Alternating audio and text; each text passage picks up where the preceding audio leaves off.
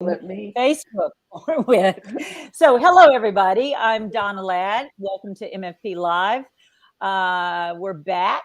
We've kind of been on hiatus a little bit, but we're back with a fantastic show for you tonight, and some folks you may know well, and folks you may not know as well. And we're going to be talking about a very, first of all, a very fantastic film that's out right now in the theaters, and also I think via streaming now.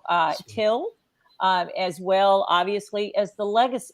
We're going to be talking about the legacy of Emmett Till with some people who really know what they're talking about. But first of all, I'm going to welcome my co-host and the publisher of the Mississippi Free Press, Kimberly Griffin.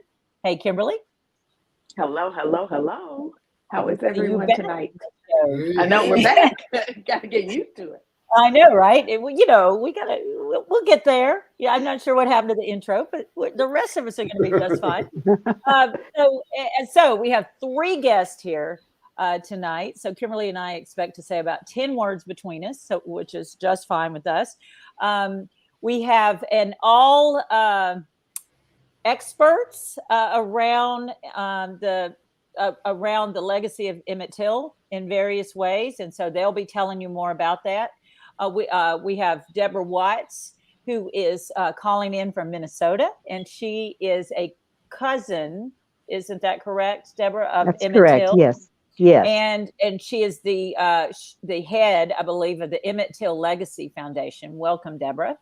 Thank you. Thank you for having me. You're welcome. I'm so glad you're here. And then Jaribu Hill is calling in, I suspect from the Delta, where here in Mississippi. And Jaribu, y'all, Jaribu is everything, but she's an attorney for one thing. And you're going to hear more about why she's here in the show tonight. Welcome, Jaribu. Thank you, and greetings from the Mississippi Workers Center for Human Rights. In the Delta, right? Yes. That's right. And then there's our good friend and returning guest, Keith Beauchamp. Hey, Keith.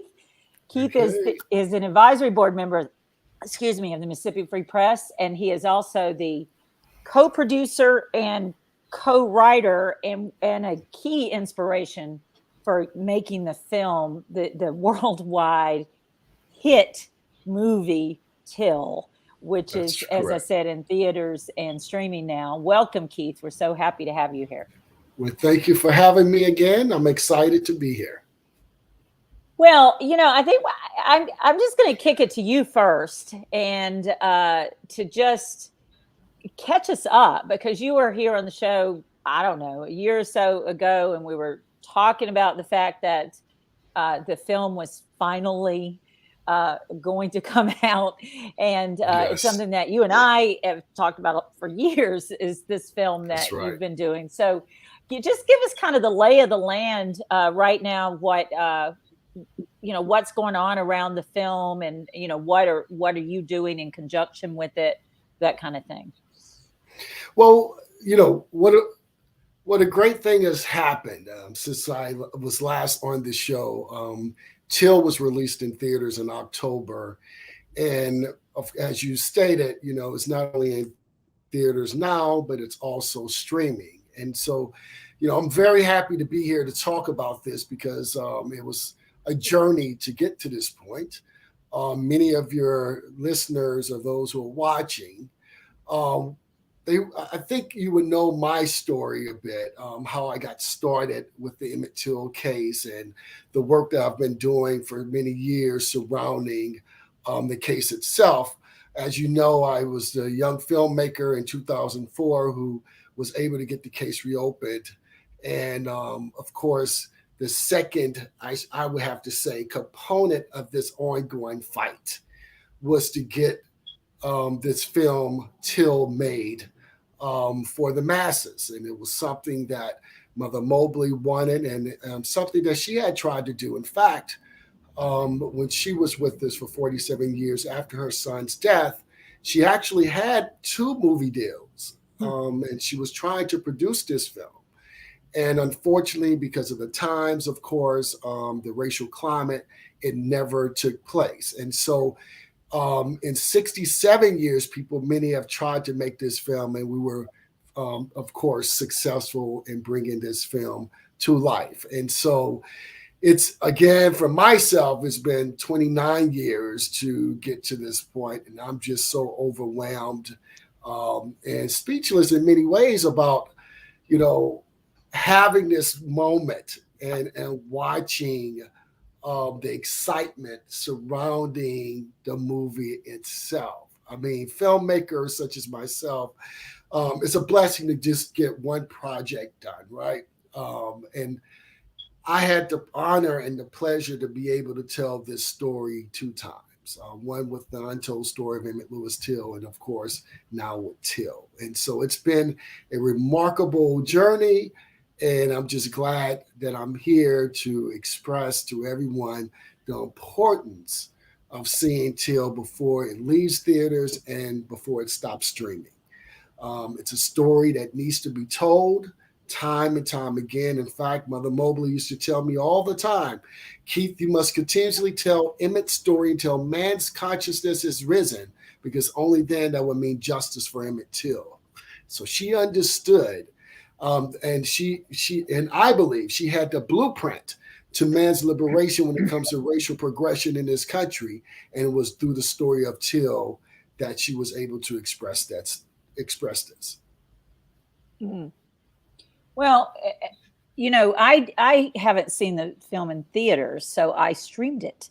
So I I recommend this to everyone else. But it is amazing, and I haven't had a chance to talk to you again since because I just saw the film this week, right?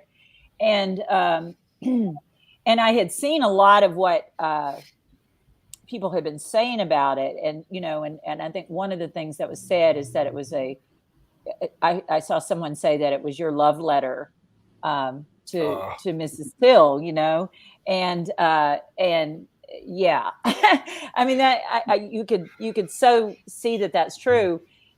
Also, man, I think women should definitely, Black women especially, should direct more movies. I just want to say that up top because wow. But to kind of zoom in on it, it really is, man, it's her hero's journey, and That's right. so many ways. It's so, just give my quick little summary of it. It's, yes, there are some very powerfully difficult scenes, but there is so much, humanity here, real, just to remind people every moment that this is about a mother losing her son, as well as, and then going and create and really jump starting, or whatever word you would use, a movement.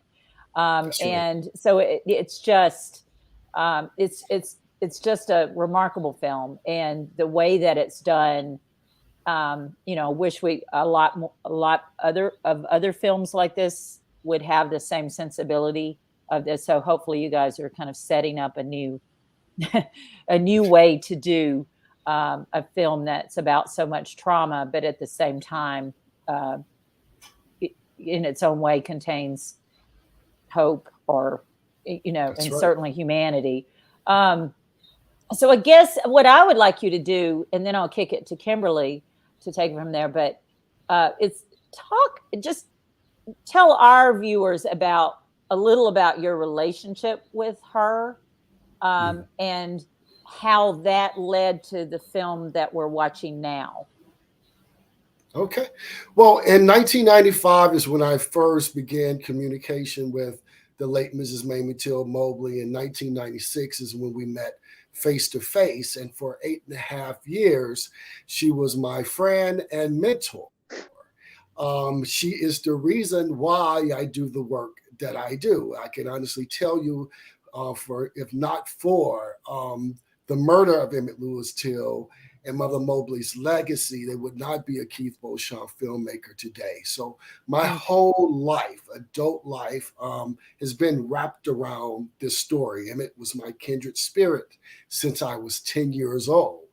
And so the film that we've just produced is actually a project that I started trying to pursue myself at the time of my meeting Mother Mobley for the first time. And so now my life has come full circle in many ways. In fact, the untold story of Emmett Lewis Till was produced out of the frustration of not being able to produce the feature film, because I actually wrote a screenplay in the early 1995 that was optioned off by producers who worked with Showtime, and they sat on the project. And so I had no control over the screenplay itself. And so by that time, I was already in the Mississippi Delta, finding witnesses who have never spoke publicly before. I have gotten the family of Till on board, speaking to Reverend Willa Parker and Simeon Wright, which took me 3 years to convince him to talk to me. But, you know, with all this new evidence and information that I was coming across, we needed a vehicle to get this information out to the masses quickly. And with the encouragement of Mother Mobley, the untold story of Emmett Lewis Till was produced to be used as a stepping stone towards that. And so one of the things that she often talked about doing, and I know I mentioned this earlier, was that she wanted to see Emmett's story on the big screen. She really wanted people to continue to tell Emmett's story until their consciousness is risen, because she understood that although we may achieve justice for Emmett Till, even courtroom justice for Till, there's many other Emmett Tills that's going to continue to happen after him. And so it was her way. This story is her way of continuing to remind us how important it is for us to remember the past so that history won't repeat itself, just like we're seeing it done today. And so, you know, this has been an overwhelming feat for myself. And, you know, my hats go off to Whoopi Goldberg, Fred Zolo, and Barbara Broccoli, who is, you know, who became angels in my life, put me under their wings to make sure that we have this moment in history where we could talk about the movie Till, which many have tried to produce over the years. And so, you know, I'm just taking it all in and embracing the success of making the film, and also, you know, just really adapting and to the response of it all, because I'm just overwhelmed by that alone. I've always known that if we told the story of Till right, it was going to reach and move a lot of people. And thanks to Chinoya Chukwu, our lovely director, we were able to achieve that. And that's why we're here now. So did we lose Deborah? I think we did. Well, I had there she is. She's back. Technology, she's back. I was like, I had like a list. So Deborah, I am so excited to have you on. I have a pyramid of questions. So I'm going to start with one of the things that we know in Mississippi is that when there's a Black funeral, you have to wait for the people from Chicago, right? And I'm sure the people from Chicago have to wait for the people from Mississippi to go to those funerals. Can you talk a little bit about what those migration patterns look like in your family and why Emmett was in Mississippi? Because I think some people don't quite understand how all of that works, because it's not as common as it was when we were younger.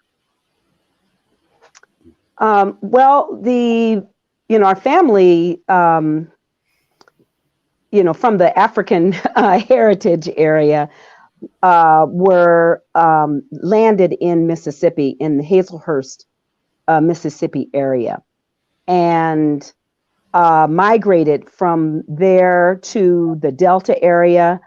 And I should just say it's the Smith and Reese family that I'm speaking of. And Mamie moved to Chicago, I believe at age 2, from Webb, Mississippi. And it was customary for us and many of my those that were before me to go back home, if you will, and visit relatives. And that's how Emmett ended up in Mississippi, at the urging of Mose Wright, who was his great uncle. Mamie's mother's, Emmett's grandmother was a sister of Mose Wright's second wife.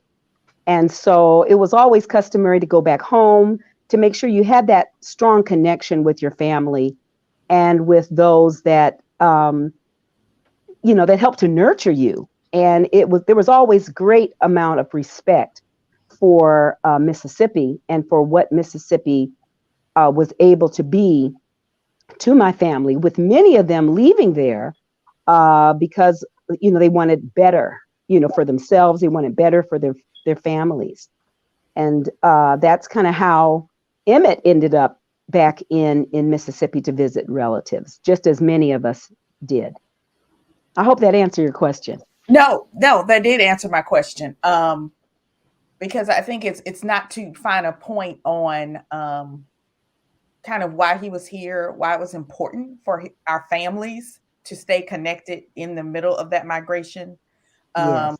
Because a lot of people will say, well, why they send him back? That kind of thing. And it was right.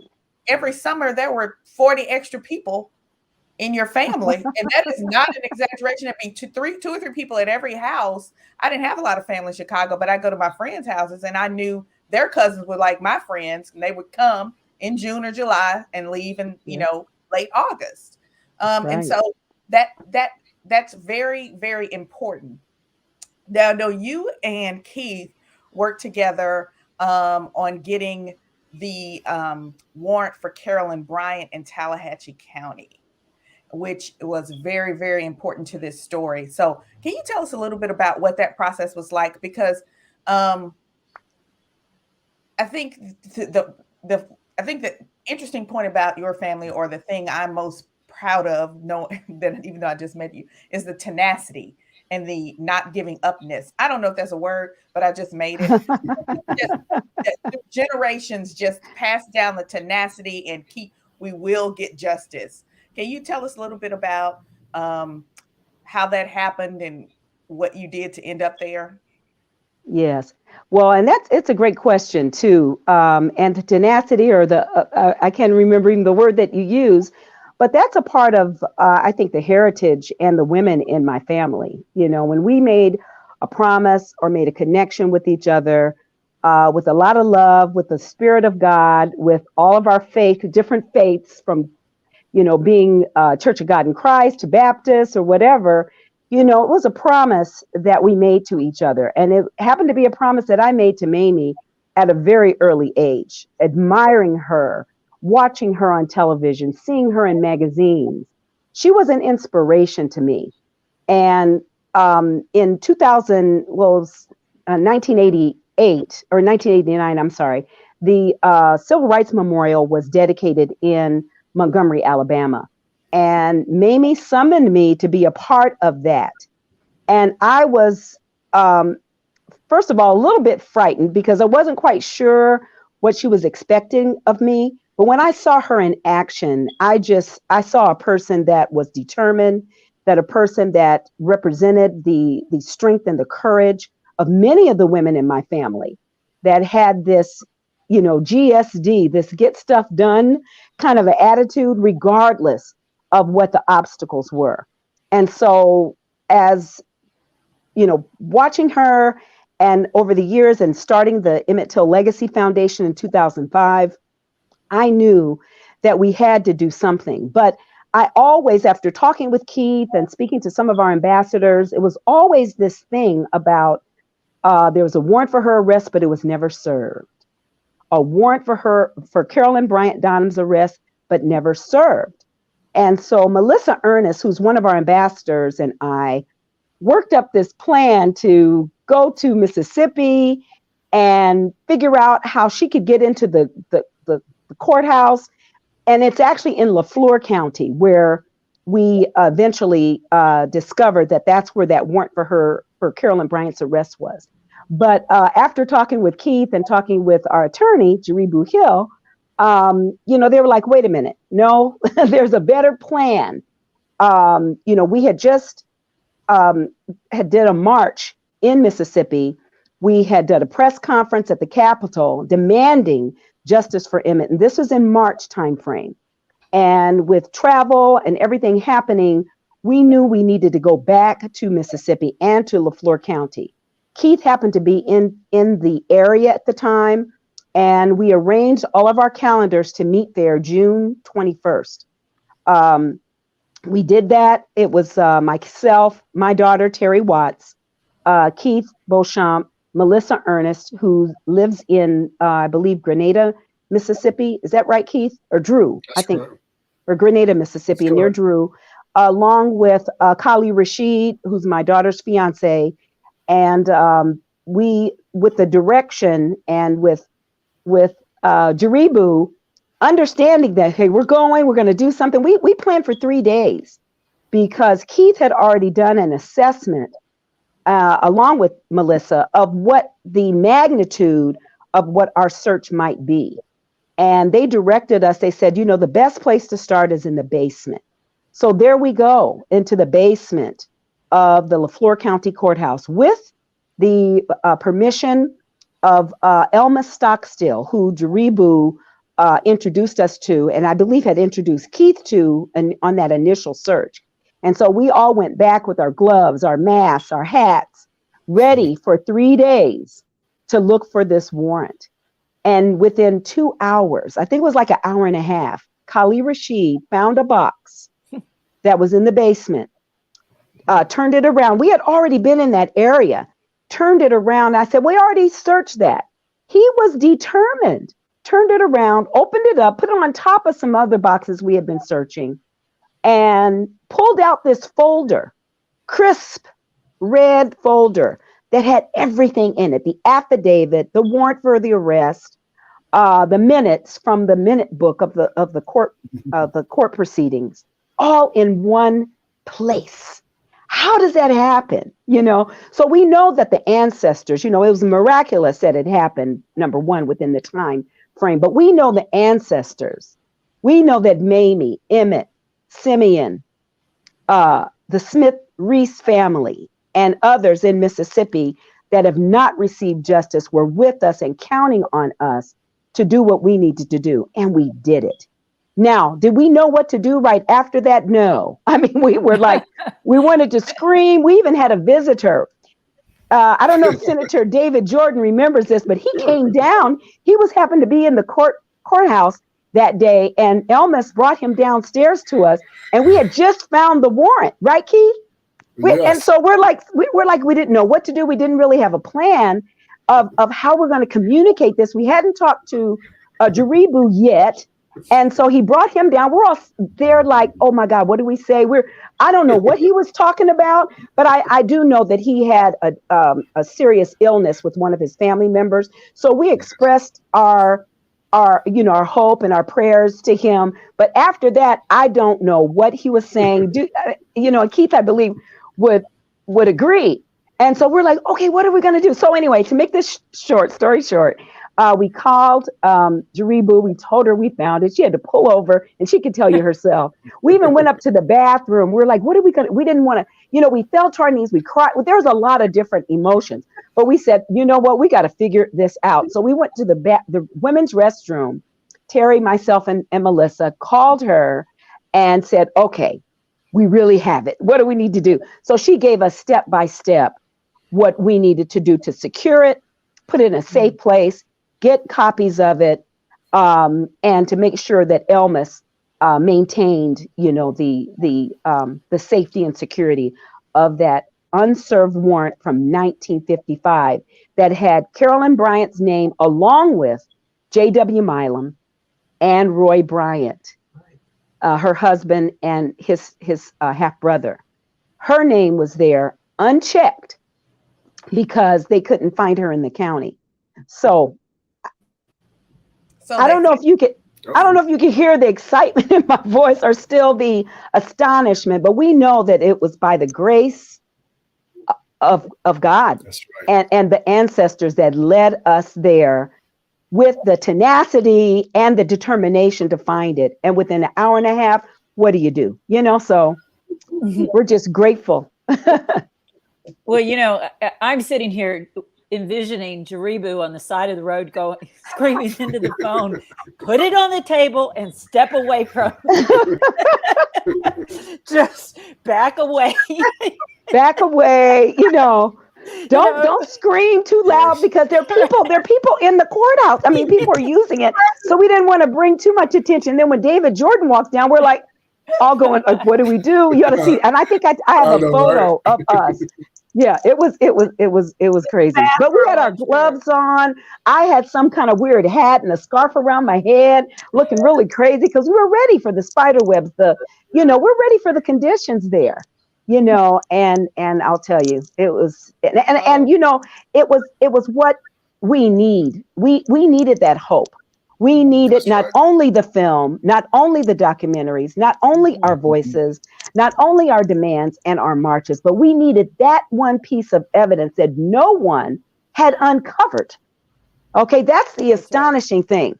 And so right now, there are a lot of people that are so excited about that warrant. They are coming up with all kinds of things that they want to do. And we have a plan too. And under Jaribu's expert direction, we are pushing forward with that. And she can talk more specifically about that. But great question. Thank you for asking. And I'm so excited. Still. Jaribu, let's get you in there.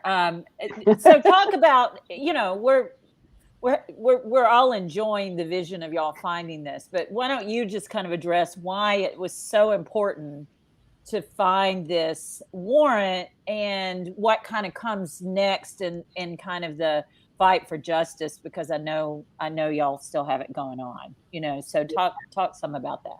Well, first, thanks, Donna and Kimberly, for having us on. This is an amazing platform. And Deborah, so good to see you. And Keith, so good to see you guys. I miss you in the flesh, but at least we can have this platform. I will say that as a people's lawyer, I have to say that we haven't done much. It's been all about the family. It's been all about Keith's trajectory and how we've been moving. We've been really taking instruction from our clients to make sure that all things are in place. The first thing we did, our good friend Elmer Stockstill, who used to, Donna, you might remember, he was Benny Thompson's chief of staff in LaFleur County before he ran for circuit clerk and won. So Elmas is no stranger to the community. He's very, very upstanding and upright as a young man. He's very, very courageous. And so when I contacted him, when Keith initially was going to go down and wanted to start the investigation and the search, he welcomed him right away. He had heard about the film, the first film, The Untold Story. He knew about Keith's work. He knew that Keith and Congressman Thompson were friends. So he was really excited about Keith coming and doing the initial work. Well, after that, when Keith realized that it was a monumental job that needed to be done, we again secured access through Elmer Stockstill. And once the warrant was found on Cheney Goodman Schwerner Day, June 21st, that's really significant that warrant was found on that day. Amen to that, right. As soon as I got the word from Deborah from the bathroom office, I got word from her and Terry, these two crazy women. I got word from them. I contacted Elmas. I said, look, what are we going to do to keep them from stealing it or to keep them from destroying the evidence? He said, I'm putting it in my safe. And then he said, do you want certified copies? I said, oh my God, yes. So he certified copies and gave those copies to Deborah and Terry and Keith to make sure that they had their own, moment memorializing the history. So what we did a month later, we actually went on to court and filed a petition for writ of mandamus. And we attached the warrant, we attached the probable cause statement and the capias to the petition. Dwayne Richardson responded about a month later. Then we replied to his response. So it's on.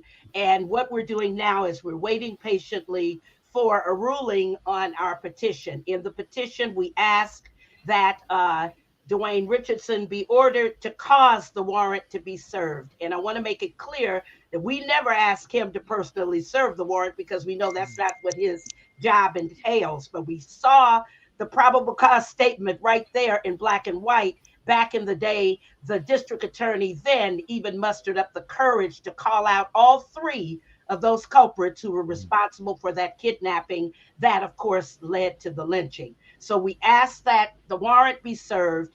And we also referenced the grand jury hearing that was called in a very hurried emergency type way because of our petition. And that grand jury hearing, we're asking that the court look at that hearing to see whether or not it was proper and to see whether or not there should not be yet another grand jury convened to specifically and only address Carolyn Bryant Dunham's role in the kidnapping. We have to keep it simple. We have to be clear about the jurisdictional boundaries. There are questions about whether the murder even occurred in LaFleur County. So actually what Dwayne should have been doing was bringing the grand jury together to look at the culpability of Carolyn Bryant Dunham as to the kidnapping.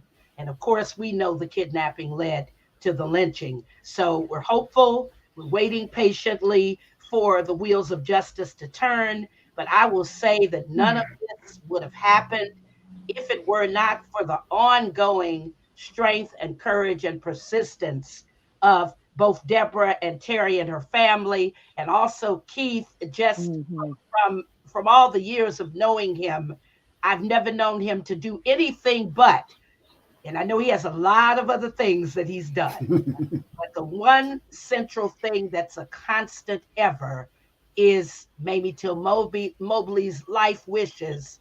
As she went to her grave, she was still fighting for justice for her baby boy. And the film, Donna, you are so right. The film is amazing. The film is amazing. And the things that I like about the film, of course, I love the acting because that's what I come out of. I wish I could have been in it. If I had stopped acting and gone to be a lawyer, I should have had a small role or something in that because it was so amazing.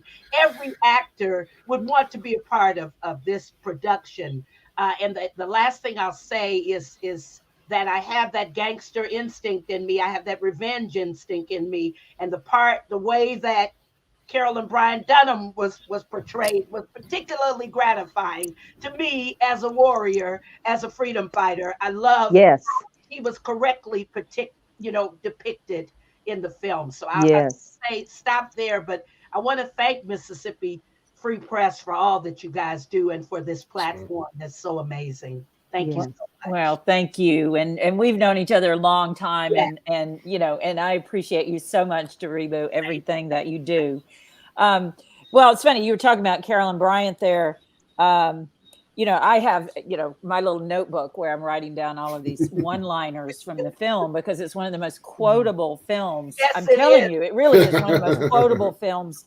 I mean, and you as a co-writer, Keith, I mean, my God, wow. But so as you were talking there, I looked, my eyes fell on this quote from Mamie in the film where she says, "My boy is dead and Carolyn Bryant is going to be just fine."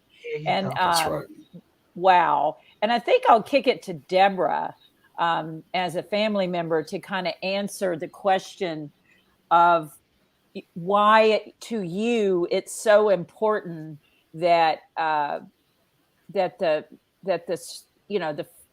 fight for justice continues and to try to still bring Carolyn Bryant to trial. Yes, great question. It should continue. I think the country's been holding their breath for 67 years for this horrible wrong to have some kind of justice towards it. It's a reflection on America. It's a reflection on our judicial system. It's also a reflection on Mississippi and a reflection on those people that want to change the narrative, that want to move beyond what has happened and move towards reconciliation, tourism, all those other profit-oriented colonialism kinds of things. And so Mamie wanted justice. And in our agreement with her, we promised we would do something and we would not allow his death to be in vain. And even in her book, The Death of Innocence, she mentioned, she wanted us to carry on And, no one could step into her shoes.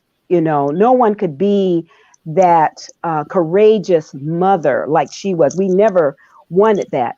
But without hate, vengeance, or any kind of malice, we are, and that's how Mamie showed up in the world. That's how she represented. And we have nothing else but to do, not stepping in her shoes because we can't, but to do how she led us. The blueprint that Keith talked about. She laid that blueprint not only for our family, but for other mothers who've had the same unfortunate, their children, their lives have been stolen, just as hers was. So it is so important that we allow this country to exhale, that we show up, that we bear witness as Mamie asked us to do. And that movie, the movie allows everyone to do that all across the world. And so we're so grateful for that opportunity. Now, what do we do with that? How do we move forward? And we move forward with pushing for justice. We are not stopping.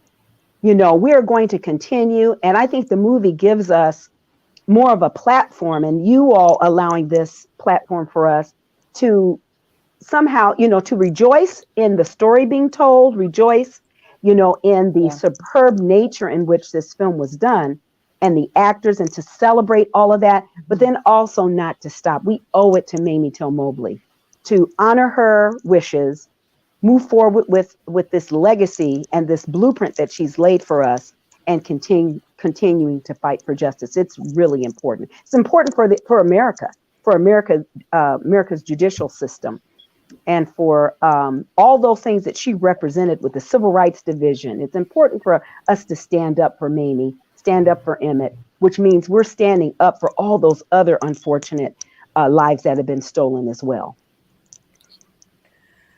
So, Deborah, wow, that's all I can say is wow. Keith, you and I, right before we came on, we were talking about all the publicity everybody's been doing, and you're headed back overseas. You've been screening this a lot for young people, and right now we're using the misnomer of critical race theory, which is actually not what people are asking to be taught in school. They're asking for the actual factual history to be taught in school. That's right. We had a meeting with one of retired college president, and she was like, critical race theory is something you get a master's and a PhD in. It's not something you teach AP history.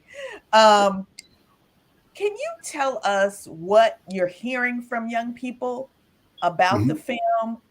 Did they know about it? If they knew about it, did they know, the complexities associated with it? Are they shocked? I'd love to hear about responses from overseas, because and in the North, I'm in two organizations that are having their conferences in the South next year, and and people are acting like we've asked them to go on a polar bear excursion, and that this is the most horrible place in the world.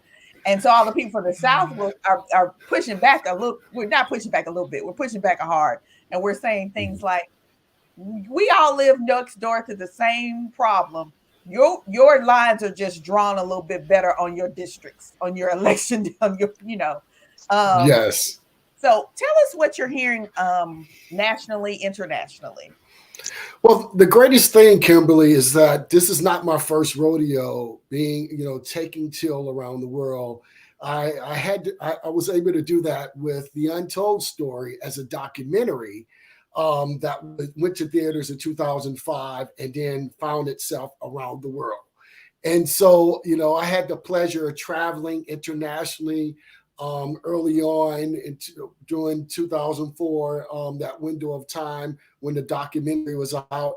And the film was, Untold Story was embraced by many, in particular overseas. Here I was, a younger version of myself overseas, exposing Emmett Till to a generation who were quite aware of the story. It was only here, unfortunately, in America that many didn't know the story quite well. Overseas, they study civil rights history. So taking, Till, which is more of a narrative, has more of an entertainment value to it. Taking this film around the country and overseas, people are embracing it. It's a new way that this story is being delivered. They are captured by the performances, and they're floored by the truth. And that was something that Mother Mobley and I talked about before her passing, was her journey to tell the story, and also why others who came into her life failed at doing so. Because a lot of times when you think of producing a narrative film on the story of Till, unfortunately at the time people were fighting and trying to figure out how the film would be produced, because of how Hollywood was producing their films during those days, how they were using creative licensing and all these different things of telling these stories. And people were not a fan of that. Families who had their true stories being adapted was not a fan of that either. And she kept telling me, Keith, when you take on this story, you must tell the truth. You cannot use creative licensing over and over again in this film, because you're going to fail. And that's why I believe that we were able to achieve and be successful in producing the film. So people are embracing the truth. They're shocked at it, of course, because there's a lot of people who didn't quite know the story of Emmett Till. And I have to say, I used to be the youngest person in the room. So my whole vision of this, and how, the blessing of being able to tell the story internationally has changed over the years, because I realized that, there's a whole new generation ushering in right now who are learning about Till for the first time. And so when I'm going out, I see these fresh new faces, these young faces of people who are learning about Till, and those contributions and how they were able to learn about Till was by the ongoing efforts that Mother Mobley started, and that, of course, is transferred to me in my storytelling, itself. And so people want to see justice. I have to be clear about that. And I've always have to also make it clear that this film is not just a movie, it's a movement. And that was the reasoning behind producing this film. We didn't produce the film just to entertain you.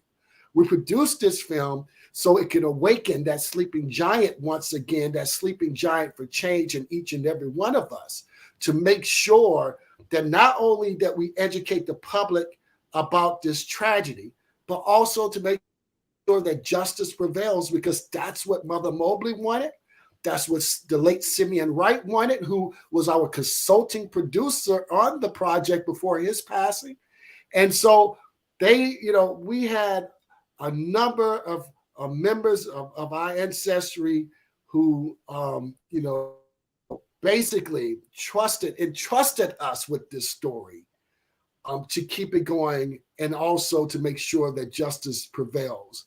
Because only when justice prevails that we could truly say that we live in a country of equal justice under the law.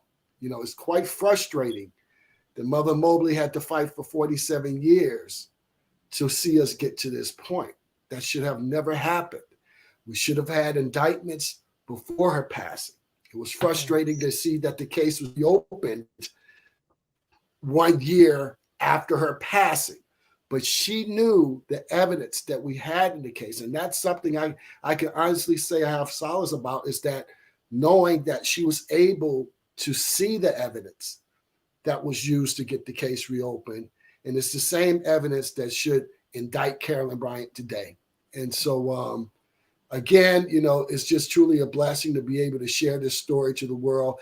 There's a curriculum with the film so we can continue to educate the masses. And so it's just an exciting time. I mean, I feel like I've been talking about this so much lately, and as you know, I have been, but it's truly remarkable to learn about a historic story as a child, and then ultimately becoming a part of that historic story yourself along the way, and then see the fruits of your labor.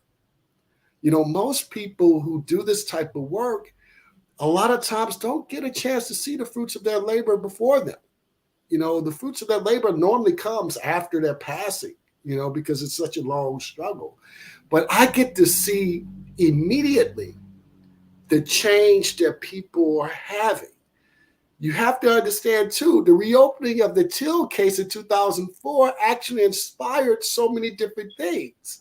So, we have the Emmett Till Unsolved Civil Rights Crimes Act that came out of the Civil Rights Cold Case Initiative in 2006, which was inspired by the reopening of the case, all the way up to the signing of the Emmett Till anti-lynching bill. Yes, it was been 67 years since Emmett Till's passing, but it was over 120 years and over 200 attempts to get to this point. And so Till has brought us so much good, just the simple fact of acknowledging this atrocity.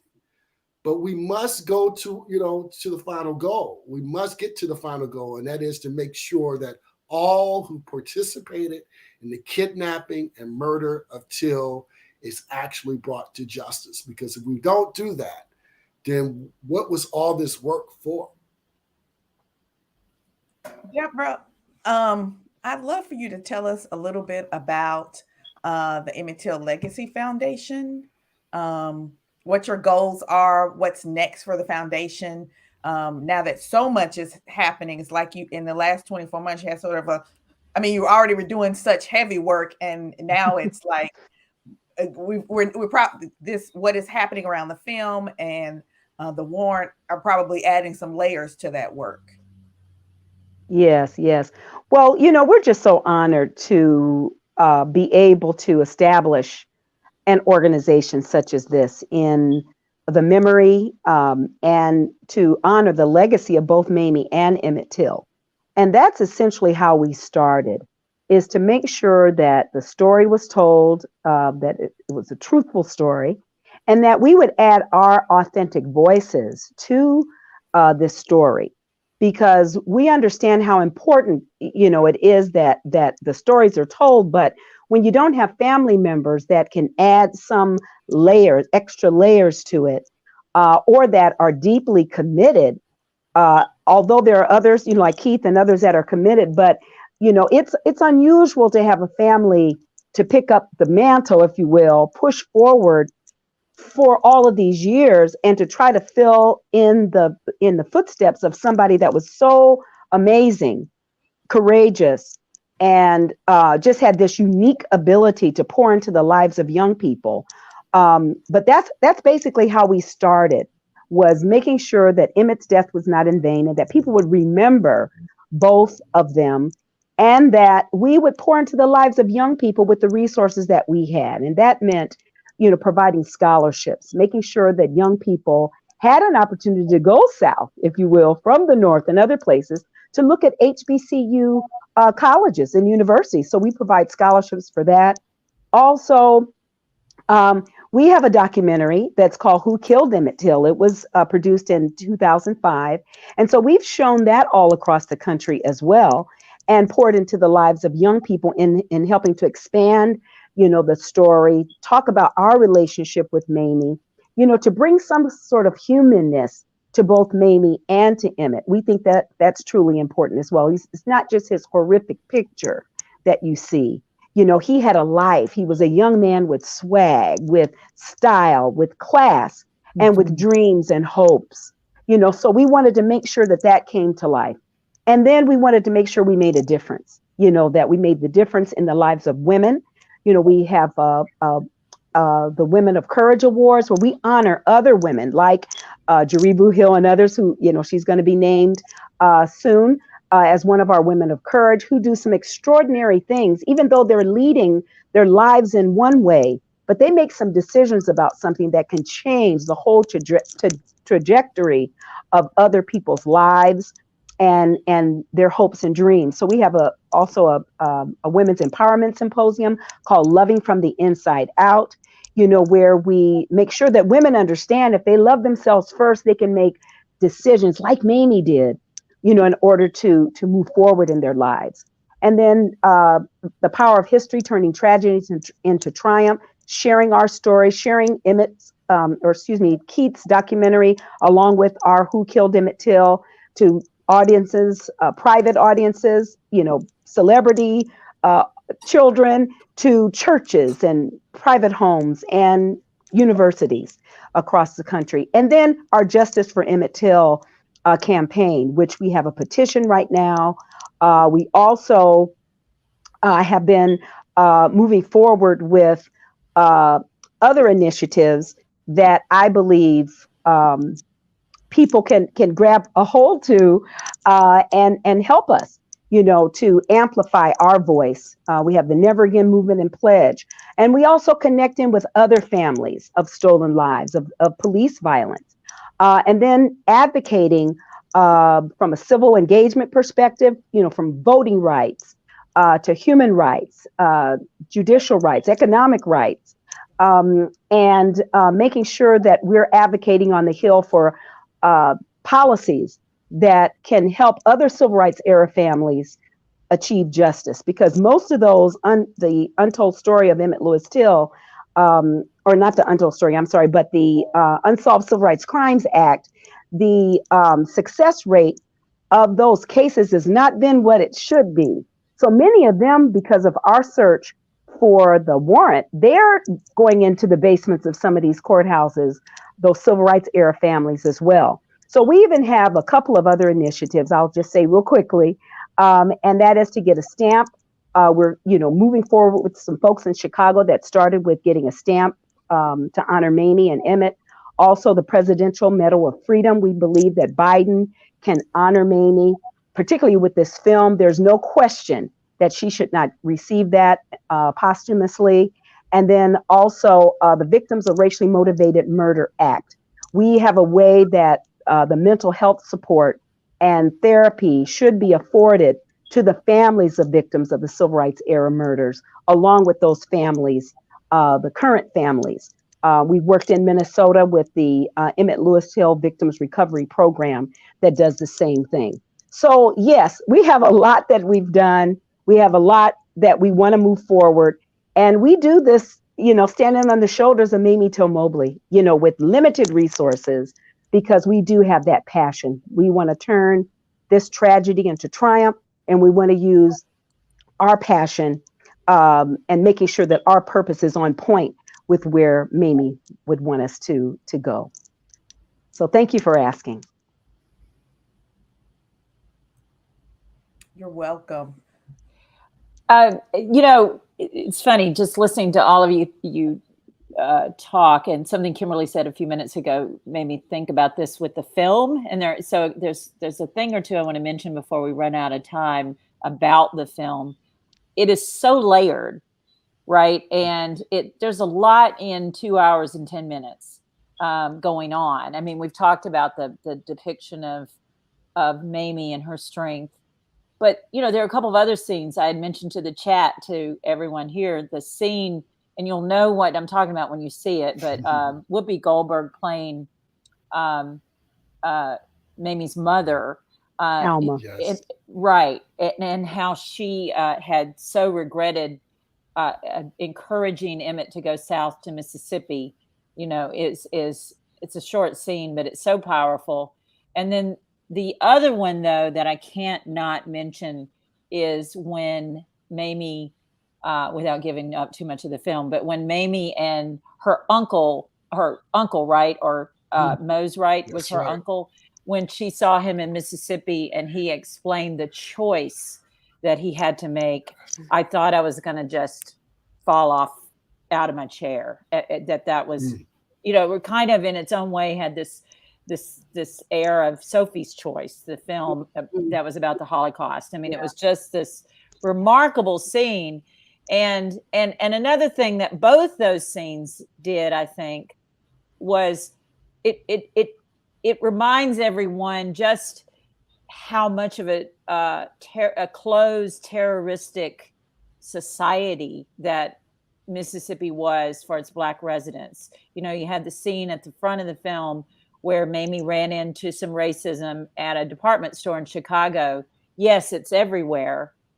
But Sure. here, there were no options. There were no ways out.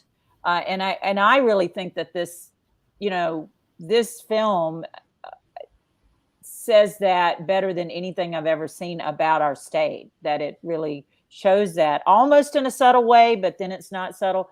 Anyway, that's my mini review. And I think I'll kick it right here at the end. Jaribu grew up here.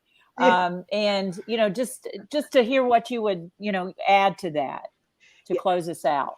Well, I just am glad that you said that, because I think sometimes people think I don't have any history here. My whole family is from Bolivar County. And when we were in Mount Bayou the other night, someone said, "Oh, wow, look, you came to the party." I said, "What are you talking about? I'm at home. This is my county." But I just really want to say, Donna, that I would not be able to do this work if it were not for the blessings of the Mississippi Worker Center for Human Rights. My board, including Keith Beauchamp, have given me the green light. We had to vote on this to take up the Emmett Till case, because it's not necessarily a workers' rights issue. But I just want to say I'm grateful for the opportunity. And I'm also grateful to be in my ancestral home in the Mississippi Delta, where every person in my family was born except for my siblings. We are all from the Mississippi Delta, except for me and my 3 brothers and sisters. All of us were born elsewhere because our dad was a Baptist preacher and we traveled around. But Bolivar County is my home county. The Delta is where I'm from. I'm living my best revolutionary life here. Thanks to folks like you, I get to talk, because everybody doesn't let me talk. And Keith has helped me to be on platforms. I appreciate it. Deborah, I've been on her platform. So you all are some brave folks. Okay. And thank you for everything. We love you. We're going to make sure, Deborah, we're going to make sure that we get justice. We're going to get justice no matter what. We're going to get justice. You better believe. I know the miracle worker, Keith Beauchamp, has some irons in the fire that we don't even know about yet. But we're going to turn over every stone. Donna, we're going to make sure that you got some stories that are, stories that are going to be on fire. But I just bow down to Keith, and I just appreciate you so much for staying the course and working through crazy Hollywood. My God, I mean, you did it.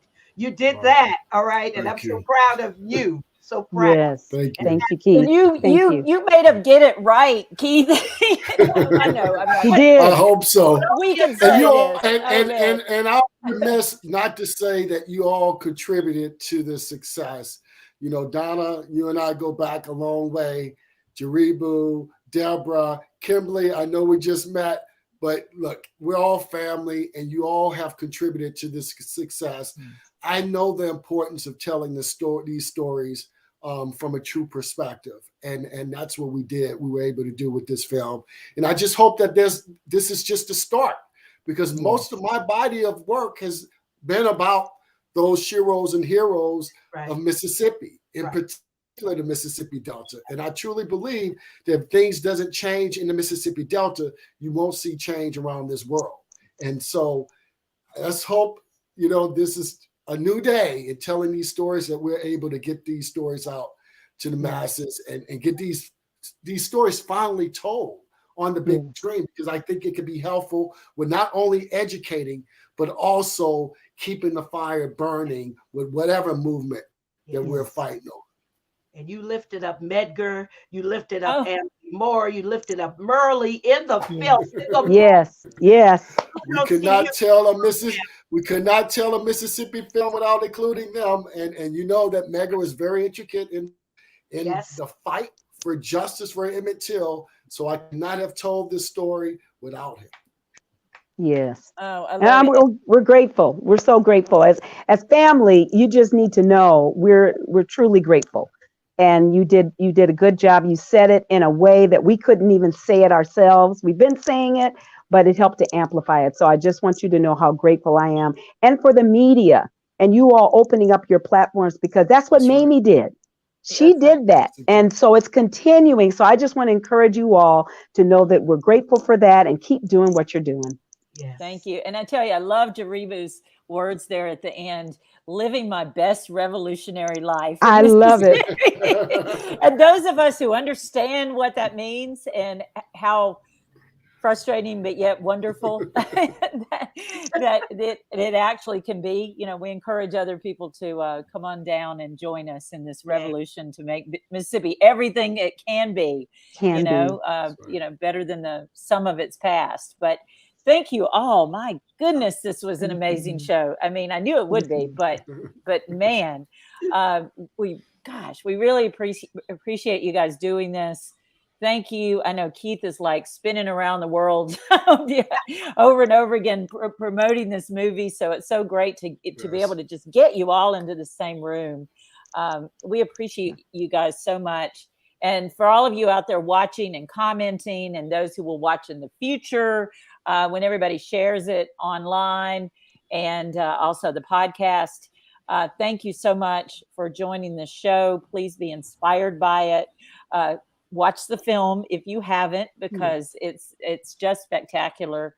Yes. And Kimberly and I also want to thank you for being such great supporters of the Mississippi Free Press.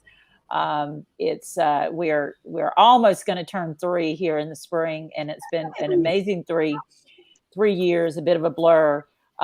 We've got a whole new schedule of MFP live shows coming for you in January. This is the last one this month. So we've got much more coming up. We are nonprofit media. I will get in trouble with Kimberly if I do not say that we are in our end of the year news match campaign. And so anything, we had a fabulous November, as you can see there. And so anything you guys can do to help us, this money this next year is going straight into staff, both hiring and supporting the staff that we have. There's a promotion y'all will be hearing about that's very exciting. At least one new reporter that we already know is coming in. And so a lot of things are going on, but we're able to do that because of your donations. It's really reader driven, and we so appreciate what everybody has done to support us to date, and, just sharing the stories and subscribing to the newsletter. So thank you all so much. Thank you, Keith. Thank you, Jaribu. Thank you so much, Deborah. You guys keep up the good work and just keep us abreast of what's going on, and we will keep telling your stories. Good night, everybody. Thank you. Good night. Thank you.